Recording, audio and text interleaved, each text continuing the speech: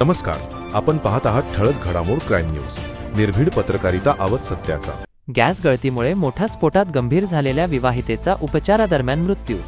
लोणी काळभोर सोमवार 1 डिसेंबर रोजी येथील नेहरू चौकाजवळ असलेल्या जगताप हाईट्स इमारतीत सिलेंडरमधून गॅस गळती होऊन अचानक स्फोट झाल्याची घटना घडली होती। यामध्ये घरातील महिला भाजून गंभीर जखमी झाली होती। तिचा शनिवार 6 डिसेंबर रोजी उपचार सुरू असताना मृत्यू झाला आहे। या घटनेमध्ये करुणा मनोज जगताप, राहणार जगताप साइट्स नेहरू चौक लोणी कळभोर या मृत्युमुखी पडल्या आहेत। करुणा जगताप या जगताप हाईट्समध्ये पहिल्या मजल्यावर आपले पती व 2 मुलांसह राहतात। 1 डिसेंबर रोजी सकाळी त्यांचे पती कामाला तर मुले शाळेत गेल्याने त्या घरात एकट्या होत्या।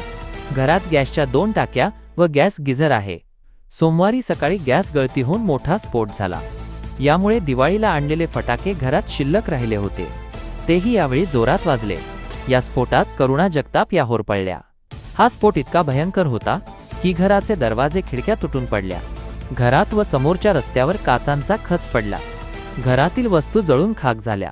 याच वेळी नेहरू चौकाजवळील रस्त्यावरून तिघेजण दुचाकीवरून चालले होते।